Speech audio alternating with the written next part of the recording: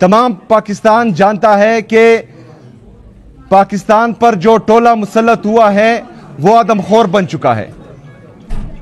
وہ model town سے لے کر 9 مئی تک، 9 مئی سے لے کر 26 نومبر تک، 26 نومبر سے لے کر مرید کے تک اور آج تک وہ مسلسل جو ہیں ہمارے پاکستانیوں کا خون بہا بھی رہے ہیں اور چوس بھی رہے ہیں. ان لوگوں کو پاکستان پر زبردستی مسلط کیا گیا. کہا جاتا ہے کہ پنجاب کی عوام نہیں نکلتی.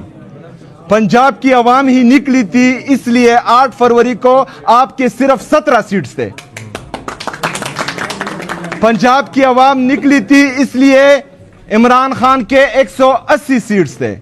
آج بھی پنجاب کی عوام، پاکستان کی عوام صرف اور صرف ایک ہی لیڈر کے ساتھ کڑی ہے اور وہ اڈیالہ جیل میں ہے، جس کا نام ہے عمران احمد خان نیازی. عمران خان زندہ باد، عمران خان زندہ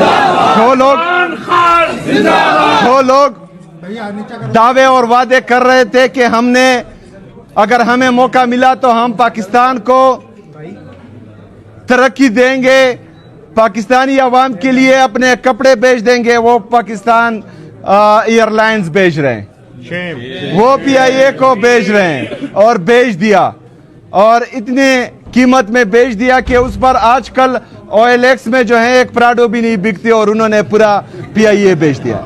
اس کے علاوہ پورا پاکستان یہ دیکھ چکا ہے کہ یہ 5300 ارب روپے جو پاکستانی عوام کا پیسہ ہے وہ کھا چکے ہیں اور آئی ایم ایف رپورٹ کر چکا ہے.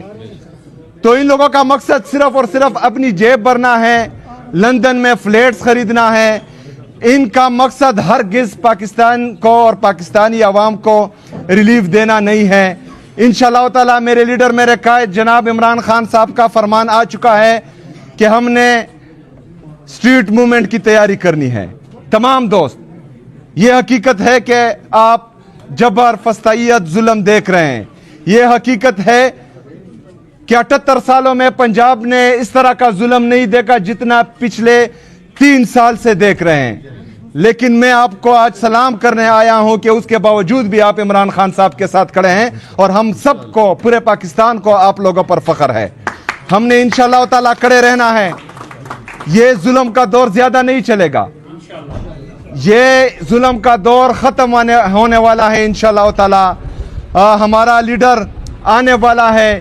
یہ ہم سب کی محنت اور کوشش سے انشاءاللہ تعالی عمران خان صاحب کی رہائی ممکن ہوگی. آپ سب نے تیاری